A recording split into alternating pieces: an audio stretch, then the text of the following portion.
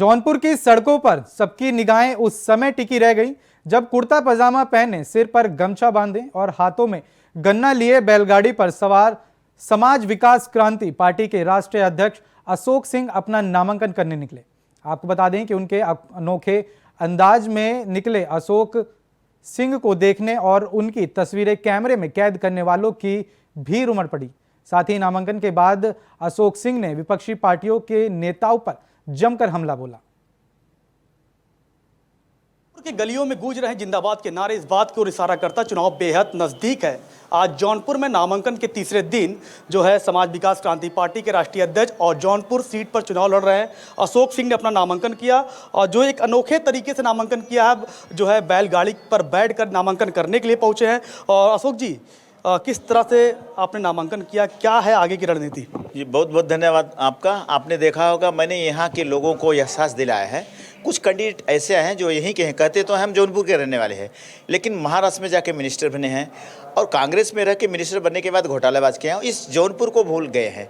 जौनपुर की कहते हैं कि हम जौनपुर के रहने वाले किसान के बेटे हैं, लेकिन यहाँ की चीज़ों को भूल गए। तो मैंने उनको एहसास दिला कि ये जो है आप अपने औकात में रहिए। ऐसा जौनपुर है, जौनपुर की धरती है, जहाँ से आप इतने बड़े बने हैं उस चीज़ को भुलाने का काम ना करो। तो मैंने उनको एहसास दिलाया।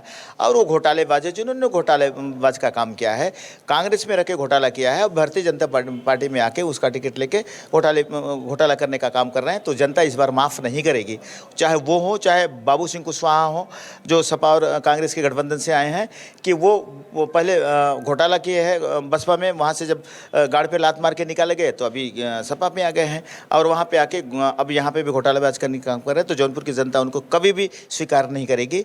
धनंजय सिंह को मैं मानता हूँ, पहले थे ठीक है, जब थे तो अच्छा उनको बल्कि निर्दल चुनाव लड़े होते तो शायद उनको कुछ रिस्पांस मिलता था।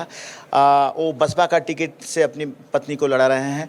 यही बसपा ने जब वो सांसद थे तो उनको जेल में डालने का काम किया था, मायावती जी ने उनको जेल में डालने का काम किया था। तो अशोक सिंह का कहना है कि अशोक सिंह जहाँ थूक देता हूँ, हम चाटने का काम नहीं करता। हम भी बसपा थे, बसपा छोड़ दिए क्योंकि जाति और धर्म की राजनीति करते हैं, पैसा मांगने का काम करते हैं, तो उनको मैंने छोड़ दिया और समाज विकास क्रांति पार्टी में से मैं चुनाव लड़ रहा हूँ।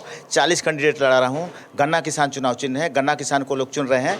मैं धनंजय सिंह को यही कहूँगा कि गन्ना किसान का समर्थन करें और अगर समर्थन करते हैं तो जौनपुर जीतेगा, जौनपुर जीतेगा तो देश जीतेगा। आप किसान के वेशभूषा में आज नामांकन करने के लिए क्या मुद्दा लेकर जा रहे हैं जनता के बीच, किसानों के बीच? बिल्कुल, किसान ही देश का भविष्य है।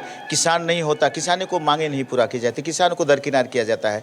जैसे किसान कुछ करने को सोचता है उसके साथ बहुत सारी असुविधा होती है। तो मैंने कहा 60 साल के ऊपर के किसान को पेंशन देने का काम करूंगा और जो किसान जो खेती से परेशान रहता है उसको फ्री का खाद देने का काम करूंगा। सांसद बन के आता हूं। किसानों की मांगों को हम कभी भी हम पूरा करेंगे, ये मेरा दावा है। 25 मई को मतदान है, प्रधानमंत्री के चेहरे में किसे आप देखना चाहते हैं, क्या लगता है आपको? नहीं देखना चाहता, क्योंकि अब प्रधानमंत्री तो होना ही नहीं चाहिए जिसने 2 बार देश को लूटने का काम किया है। किसे पसंद करते हैं? मैं हर इंसान जो राजा बनना चाहता है किसी को पसंद नहीं करता। तो मैं राजा की लड़ाई में हूँ, पार्टी बनाए हूँ। ये भारतीय निर्वाचन आयोग ने मुझे एक रजिस्ट्रेशन नंबर दिया है। उसने कहा कि आप राजा बनने का काम करो, तो राजा बनने का काम करूँगा। मैं कभी भी किसी को राजा बनने का सोच ही नहीं सकता। और ये थे अशोक सिंह जी, जनता के बीच जो है अपने वादे लेकर जा रहे हैं। फिलहाल आने वाला समय बताएगा जौनपुर की जनता अशोक सिंह पर कितना भरोसा करती है। Vivek Kumar, India voice, Jaunpur.